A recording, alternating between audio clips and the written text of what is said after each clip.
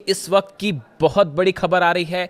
Israel में सेड्रट इलाके में दो केमिकल फैक्ट्रीज में आग लगी है और आग की लपटें काफी दूर तक देखी जा सकती हैं, धुआं देखा जा सकता है और यहां पर राहत बचाव कार्य जारी है। लेकिन इस आग लगने के बाद इस पूरे इलाके में इजराइल में जो खबर फैली वो इस तरह की खबरें फैलने लगी कि यहां पर बड़ा धमाका हुआ है और यह कहा जाने लगा कि क्या यहां पर ड्रोन स्ट्राइक हुई है।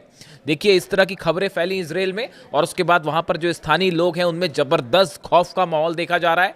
और ये जो दोनों केमिकल फैक्ट्रीज हैं दोनों सेड्रट इलाके में। देखिए, एक तो ये वो इलाका है जो बीर शेबा के करीब है। अगर आप जेरूशलम से बात करें तो करीब 70 किलोमीटर के आसपास डिस्टेंस होना चाहिए इसका। और ये वो इलाका है जहां पर पहले भी ईरान की तरफ से बड़ी स्ट्राइक्स हुई हैं, ड्रोन स्ट्राइक्स हुई हैं, मिसाइल स्ट्राइक्स हुई हैं। ये इंडस्ट्रियल इलाका है। यहाँ की दो बड़ी केमिकल जो फैक्ट्रीज जो हैं इसमें अचानक आग लगती है और कुछ लोगों ने ऐसा दावा भी किया कि भाई धमाके हुए उसके बाद आग लगी, इसलिए इस तरह की खबरें फैली कि ये ड्रोन स्ट्राइक थी। हालांकि अभी इस बात की पुष्टि नहीं हुई है कि ये ड्रोन स्ट्राइक थी या नहीं। और इस तरह से देखिए, अब इजराइल में अगर कहीं धमाका हो जाए तो बड़ी स्वाभाविक सी बात है कि जितनी मिसाइल्स मारी हैं ईरान ने और जितनी ड्रोन स्ट्राइक करी हैं पिछले बार जब भी जंग हुई उस बीच में, तो इजराइल में खौफ का माहौल, पैनिक होना साधारण सी बात है। तो हुआ ये कि ये जैसे ही खबर आई उसके बाद इस तरह की खबरें फैलने लग गई कि भाई ये ईरान की तरफ से ड्रोन स्ट्राइक कर दी गई है। उसके बाद पैनिक का माहौल था, लेकिन वहाँ पर जो है फायर फाइटर्स पहुँचे, आग को बुझाने का काम शुरू हुआ। लेकिन इस बीच एक और बड़ी खबर आ गई। देखिए, अभी ये धमाका हुआ ही था, आग लगी ही थी, इसके बीच में खबर आ गई कि इस दो में से एक फैक्ट्री से अमोनिया गैस लीक होनी शुरू हो गई।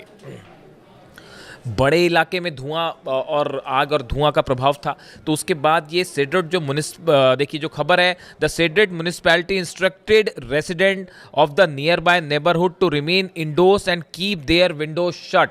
जो वहाँ की लोकल गवर्नमेंट है, बॉडीज़ हैं, उन्होंने इस तरह के निर्देश जारी कर दिए कि जो सेड्रट के आसपास के इलाके के लोग हैं वो अपने घरों के अंदर रहें, खिड़की दरवाजे बंद कर लें, बाहर ना निकलें। यानी पैनिक का माहौल था, क्योंकि खबर ये थी कि अमोनिया गैस लीक हो रही है। अगर ये बड़े पैमाने पर लीक हो जाए तो इससे काफ़ी नुकसान भी हो सकता था। लेकिन अभी जो लेटेस्ट खबरें हैं उसके मुताबिक फायर फाइटर्स मौके पे हैं। इस बात की जांच जारी है कि वाकई यहाँ से अमोनिया लीक हुई है, नहीं हुई है, और अगर हुई है तो कितनी मात्रा में हुई है, इसकी अभी पूरी जानकारी आनी बाकी है। इस तरह से भी कुछ जगह से दावे हुए हैं। जो इजराइल के अखबार आप देखें, इजराइल का मीडिया देखें, तो वो इस तरह के दावे हो रहे हैं कि अमोनिया लीक नहीं हुई है। लेकिन इस तरह के भी दावे हैं कि अमोनिया लीक हुई है। अभी स्टेटस क्या है वो पता चलेगा। इस इलाके में देखिए इतना ज़बरदस्त पैनिक का माहौल था कि जो सेड्रट से होते हुए जो ट्रेन्स जाती हैं उनको सेड्रट स्टेशन पर रोकने से मना कर दिया गया। उन्हें कहा गया कि आप फ़ौरन यहाँ से आगे निकल जाइए, इस स्टेशन पे आप ना रुकेंगे। आसपास के जो रेसिडेंशियल इलाके थे उनको काफ़ी घरों को खाली करवा दिया गया। जो थोड़े डिस्टेंस पे घर हैं उनको कहा गया कि आप घर के अंदर रहिए, बाहर मत निकलिए। यानी आप देखिए इस पूरे इलाके में, दरअसल देखिए ये बीर शेबा के करीब वो इलाका है सेड्रट का जहां पर ईरान की तरफ से शाहिद 136 ड्रोन्स ने, खास तौर पर जो 12 दिन की जंग हुई थी, इस जंग की बात नहीं कर रहा हूं मैं, पहले वाली जो जंग हुई थी 12 दिन की जंग हुई थी जिसमें ईरान ने अपनी मिसाइल्स और ड्रोन की असली पावर दिखाई थी पहली बार दुनिया को, और इजराइल घुटनों पर था। और ये हालात थे कि धमाधम मिसाइल्स गिर रही थी और बिल्डिंग्स गिर रहे थे इजराइल में। और उसके बाद जो है वो पहली बार ताकत देखी थी दुनिया ने कि ईरान की मिसाइल्स और ड्रोन की क्या ताकत होती है। तो उस समय भी ये जो सेड्रट इलाका है, जो इसका इंडस्ट्रियल इलाका है, इस पर काफ़ी ड्रोन स्ट्राइक्स हुई थी। देखिए, ईरान में लगातार अमेरिका की तरफ से धमकियां आ रही हैं कि जो है हम वहाँ के जितने ऑयल स्टेशंस हैं उनको निशाना बनाएंगे, एनर्जी स्टेशंस को निशाना बनाएंगे, वगैरह वगैरह, इंडस्ट्रियल एरिया को निशाना बनाया जा रहा है। इन हालात में नेतन्याहू जब डोनाल्ड ट्रंप से मिलने वाले हैं उसके ठीक पहले इजराइल के एक इंडस्ट्रियल कॉम्प्लेक्स में आग लग जाती है, तेजी से फैल जाती है और इस तरह से धमाके और ड्रोन स्ट्राइक की खबरें फैलने लगती है। इसके बाद सबको यही लगा एक बार कि ये ईरान की तरफ से, जैसा कि ईरान ने पहले ही कह रखा है कि अगर हमारे पर हमले जारी रहे या अगर हमें ज़रूरत महसूस हुई प्रीएम्प्टिव स्ट्राइक की तो हम पहले स्ट्राइक कर देंगे। इस तरह की बातें भी ईरान की तरफ से कही गई। तो ऑलरेडी पैनिक फैलना लाजमी था। तो उसके बाद हालात ये है कि अब वहाँ पर जो है काफ़ी सारी जो है फायर ब्रिगेड की गाड़ियाँ हैं और वो आग वाग बुझाने के काम में लगी हुई हैं। अभी किसी तरह की ड्रोन स्ट्राइक की कोई कन्फर्मेशन नहीं आई है। अगर कन्फर्मेशन आती है तो हम आपको बताएंगे, लेकिन फिलहाल इस पूरी घटना से अच्छा खासा पैनिक जो है वो इजराइल में देखने को मिल रहा है।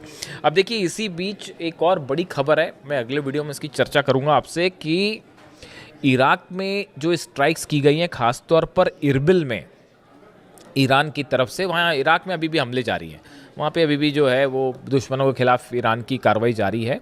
उसमें इजराइल के कुछ सीक्रेट अड्डों को निशाना बनाया गया है। इस पर अभी डिटेल्स ज़रा आ जाए आपसे शेयर करेंगे। और इस बीच देखिए, जो खबर है ही कि नेतन्याहू और डोनाल्ड ट्रंप की मुलाकात होने वाली है, इस पर पूरी दुनिया की नज़रें हैं कि डोनाल्ड ट्रंप और नेतन्याहू की मुलाकात में क्या होता है। पिछली बार भी जब हमले हुए थे ईरान पे, जंग शुरू हुई थी, तो उसके पहले दोनों की मुलाकात हुई थी। अब बड़े सारे ऑप्शंस जो हैं इसकी अमेरिका की मीडिया आपस में चर्चा कर रही है। ईरान की तरफ से साफ है स्टेटस, आप मिलिए मत मिलिए, जो करना है करिए, ईरान का जवाब तैयार है। हमला करोगे तो हमला मिलेगा, बातचीत करोगे तो बातचीत मिलेगी, जैसा चाहता है अमेरिका, जैसा चाहता है इजराइल, उसको वैसा जवाब दिया जाएगा। ईरान का स्टेटस बिल्कुल क्लियर है। वो अभी तो जवाब यूक्रेन को देने की हो रही है, क्योंकि कैस्पियन सागर में जो हमला किया है अभी तैयारी उसकी चल रही है। वो खुर्रम शहर 4 कभी भी फायर हो सकती है, जवाब जरूर मिलेगा यूक्रेन को, ये बात तो तय है। अब देखिए, इस बीच जो खबर है, 2-3 ऑप्शंस जो हैं जिस पर विचार हो रहे हैं। पहला ये कहा जा रहा है कि डोनाल्ड ट्रंप और नेतन्याहू की मुलाकात के बाद ये प्लान तैयार हो सकता है कि अब हॉर्मूज में एक्शन की जिम्मेदारी नेतन्याहू की। कई सोर्सेज ऐसा दावा कर रहे हैं कि अब हॉर्मूज में अभी तक अमेरिका ने अपने 18 जहाज लेके वो खड़े रहे, कुछ कर नहीं पाए। हॉर्मूज अभी भी पूरी तरह से ईरान के कंट्रोल में, परिंदा भी पर नहीं मार सकता वहाँ ईरान की इच्छा के बिना। तो अब ऐसे में बताया जा रहा है कि हो सकता है कि नेतन्याहू को हॉर्मूज का कंट्रोल दे दिया जाए, कि बस जिम्मा दे दिया जाए कि भैया अब यहाँ पे ईरान से आप लड़ो, हम नहीं लड़ सकते। तो एक ऑप्शन ये है कि इजराइल की एंट्री हॉर्मूज में होने जा रही है, वहाँ पर ईरान उसके लिए तैयार बैठा हुआ, कह रहा है आप आइए, हम बताते हैं, हमारी अबू मेहदी रेडी है, तो वो अलग तैयार है। दूसरा ऑप्शन ये बताया जा रहा है कि अब अमेरिका में मिड टर्म पोल्स होने हैं। अब यहाँ बड़ी समस्या ये है, जॉर्डन में बेस तबाह हो गए, सोल्जर्स मारे गए, कुवैत में पेट्रियट तबाह हो गया, बहरीन में पेट्रियट थर्ड सिस्टम तबाह हो गए, तो भयंकर नुकसान हो गया। अब सैटेलाइट इमेजेस सामने आने लग गई हैं, और जो रिपब्लिकन सांसद हैं डोनाल्ड ट्रंप की पार्टी के, वही सवाल उठाने लगे हैं डोनाल्ड ट्रंप पर, कह रहे हैं कि भाई आपने हासिल क्या किया, आपने ईरान जाके ऑपरेशन किया, आपने हासिल क्या किया। आप कह रहे थे रिजीम चेंज होगी, वो भी नहीं हो पाई। आप कह रहे थे कि यूरेनियम पर हम कब्जा कर लेंगे, वो भी नहीं हो पाया। तो फिर आप कर क्या पाए वहां जाके? जंग आप जीत नहीं पा रहे हो, अंदर आप कदम नहीं रख पा रहे हो। तो अब ये रिपब्लिकन, ये मैं नहीं कह रहा, ये सीनेटर्स और रिपब्लिकन पार्टी के सदस्य डोनाल्ड ट्रंप पर सवाल उठा रहे हैं। तो इससे आप अंदाज लगा लिए कि मिड टर्म पोल का क्या होना है। तो डोनाल्ड ट्रंप वहां भी घबराए हुए हैं कि भाई चुनाव हार गए तो फिर बड़ी फजीयत हो जाएगी कि ईरान ने हराया, चुनाव भी हार गए। तो अब उसकी भी चिंता सताई जा रही है। तो अब नेतन्याहू से मुलाकात है। तो अब देखिए, तरह तरह की खबरें हैं, लेकिन इस बीच एक बड़ी जो गौर करने वाली बात यह है, अमेरिका के जो फाइटर जेट्स हैं, हथियार हैं, इन सबका प्लेसमेंट, लोकेशंस और मूवमेंट बाकायदा जारी है। मतलब वो कहने की बात वही है कि डोनाल्ड ट्रंप ने जैसे ही ये कहा कि साहब अभी हम फिलहाल मैं ईरान पर हमला नहीं करूंगा, जैसे ही डोनाल्ड ट्रंप का ये विचार सामने आया, उनकी ये बात सामने आई कि डोनाल्ड ट्रंप ये कह रहे हैं कि अभी फिलहाल जो है ऑपरेशन सस्पेंड है, मैं ईरान पे हमला नहीं करूंगा, वैसे ही ईरान ने जो है वो हमले की दुगनी तैयारी शुरू कर दी कि अब जरूर हमला होगा। जब भी डोनाल्ड ट्रंप बोलते हैं तो वो अपनी बात से पलट जाते हैं। मतलब उनको हमला करना होगा तो बोलेंगे जी मैं नहीं कर रहा, और हमला हो जाएगा। ईरान तैयार है उसके लिए। यानी डोनाल्ड ट्रंप का ये कहना कि मैं हमला नहीं करूंगा, उस तो ईरान और अलर्ट हो गया है। उसने अपनी और जो है मिसाइल तैनात कर दिए हैं। और वो जो है ईरान की सेना के जो प्रवक्ता है उनकी तरफ से बयान आ गया कि उन्होंने अपनी लोकेशंस गिना दी है कि भाई सऊदी में ये लोकेशन है, यूएई में ये लोकेशन है, कतर में ये लोकेशन है, और अगर हमला होगा सब पर एक साथ मिसाइल मारी जाएगी। तो उन्होंने अपनी एक अलग लिस्ट जारी कर दी है, और इजराइल अलग निशाने पर आ गया है। कल ही ईरान की तरफ से बयान आया था कि अगर जो अब हमला होगा तो कुछ हो ना हो, इजराइल पर तो हम जरूर हमला करेंगे। अगर अब हम पे हमला होता है, ईरान का स्टैंड साफ है, अगर ईरान पर कोई भी हमला होता है, कहीं भी हमला होता है, तो हम इजराइल पर जरूर हमला करेंगे। खासतौर पर अगर पिकेक्स माउंटेन पर हमला हुआ तो इजराइल निशाना बनेगा। अब इस बीच लग गई आग। अब सेड्रेट में इस समय आग लग गई, और फिर खबर इस तरह से फैल गई कि धमाका भी हुआ था और ड्रोन स्ट्राइक तो नहीं, तो वो उसको इस तरह से लेने लगे। हालांकि अभी ऐसी खबरें नहीं है, लेकिन चूंकि आग लगी, पैनिक की बात थी और अमोनिया फैलने वाली बात थी, इसलिए आप तक पहुंचाना ज़रूरी था। इसके अलावा अब देखिए, एक तो ऑप्शन ये हो गया, अब एक और नया जो है वो सोर्सेस से नई हलचल और शुरू हो गई है कि डोनाल्ड ट्रंप को उनके कुछ एडवाइजर्स ये बता रहे हैं कि भाई देखिए असल में हुआ ये जो इनसाइड स्टोरी है। एक बैठक हुई, मैं इसका जिक्र पहले भी कर चुका हूँ, आपको बताता हूँ मैं। अमेरिका में एक बैठक होती है, उस बैठक में जनरल डेनकेन शामिल थे, चीफ जॉइंट ऑफ स्टाफ, वो शामिल थे, हेजगेट शामिल थे, डोनाल्ड ट्रंप और तमाम एडवाइजर्स इनके साथ शामिल थे। ब्रैड कूपर जो है उनसे बात की गई, सेंटकॉम के जो चीफ हैं, जो ऑपरेशन देख रहे हैं ईरान के, तो सेंटकॉम चीफ जो है उनकी तरफ से बयान आया कि देखिए हमने ईरान के ऊपर जितनी एयर स्ट्राइक करनी थी वो कर ली, अब इससे और ज़्यादा हम जो है कोई अपना गोल हासिल नहीं कर सकते। उन्होंने सच्चाई कबूल कर ली असल में ये कि हम जितना नुकसान कर सकते थे ईरान का। एयर स्ट्राइक, देखिए हर ऑपरेशन की एक सीमा होती है, आप एयर स्ट्राइक करके किसी को हरा नहीं सकते, किसी देश को। तो अमेरिका का वो ब्रैड कूपर का कहना है ऐसा है, हमने जितनी एयर स्ट्राइक करनी थी वो कर लिया, अब हम ईरान को और एयर स्ट्राइक करके हम कुछ हासिल नहीं करेंगे। तो अब एयर स्ट्राइक करके हासिल नहीं करेंगे तो कैसे हासिल करेंगे? तो फिर उसका एक ही ऑप्शन बचता है, ग्राउंड ऑपरेशन करिए, सोल्जर्स को अंदर ले जाइए। डोनाल्ड ट्रंप ने आज वो एक और फिर डाल दिया पोस्ट, एक तो वो B-2 बॉम्बर के साथ दिखाई दे गए और फिर खार्ग आइलैंड पर हमला करते हुए एक सोशल मीडिया पे पोस्ट डाल दी। तो उसके बाद ये स्पेकुलेशंस चल पड़े कि भाई अब ग्राउंड ऑपरेशन होने वाला है, उसके लिए ईरान अलग तैयार बैठा है। एक भी कदम रखेगा सैनिक तो वो उसने अपनी प्लानिंग कर रखी है, ग्राउंड ऑपरेशन का बदला ग्राउंड ऑपरेशन।